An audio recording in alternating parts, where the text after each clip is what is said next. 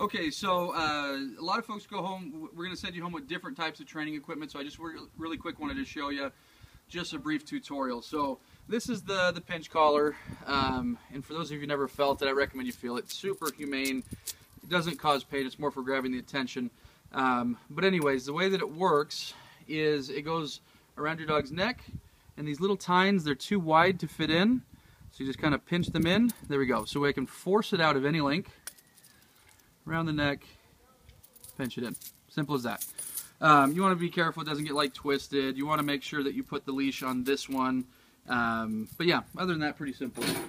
Now the e-collar, we've used a few brands over the years. The one that we're using now, we really like.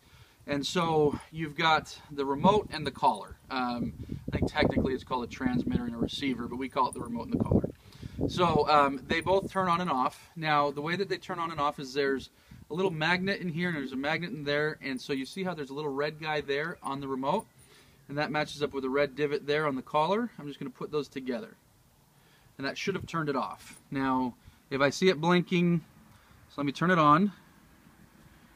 So now it's going to blink every few seconds.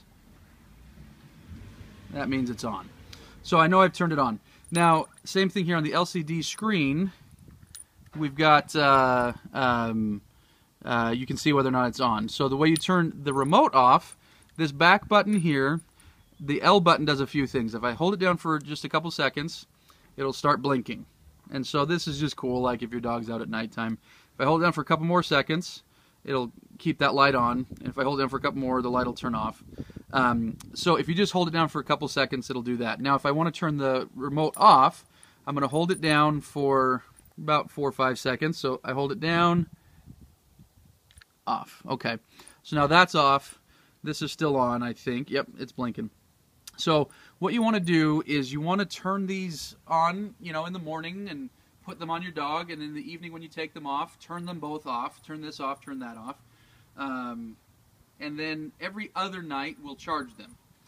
Now we charge them by plugging them in here and plugging it in here. And so there's a little splitter that comes in your box, and so you can charge them both at the same time. You just plug them in there and there. Let me show you a couple more features. So let me turn it back on. So I'll turn that on. Alright, so I can check if it's on with this button, T. T will make it vibrate. There's no correction given. It just simply makes it vibrate like that. And so if I release, it releases. It's not affected by the level. If this is 10 or whatever, you know, the vibrations basically the same.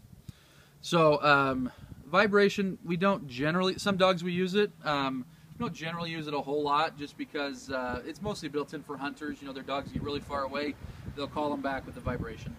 The buttons we do use are on this side. We've got the black one and the red one. So the black one just gives stimulation. If I hold it down, it'll release when I release. If I hold it down, it'll release when I release. If I tap it, it just gives a quick little stimulation.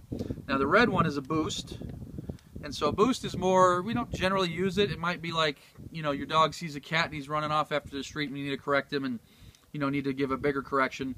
And so, you know, we need to be careful about that. We don't really want to use boost too often, but that's kind of what it's for. You know, if the dog's just really blowing off a correction, we'll use boost. And one more thing. So right next to the L button, this is where we turn it on and off, remember. We've got M and C. M stands for momentary, C stands for continuous, and that's the type of stimulation that we give. And so that corresponds on here. You see it's set to C on the LCD screen. C stands for continuous.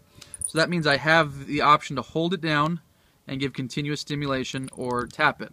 Now if I switch that, if I click on that and I switch it to M, M stands for momentary. So if I hold down on this, it just gives one quick little correction. And so you don't have the option to hold it down and have continuous stimulation to occur.